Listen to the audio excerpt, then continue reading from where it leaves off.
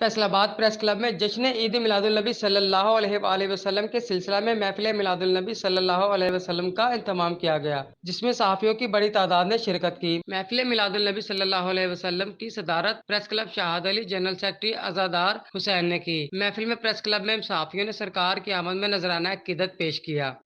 وہ سویلا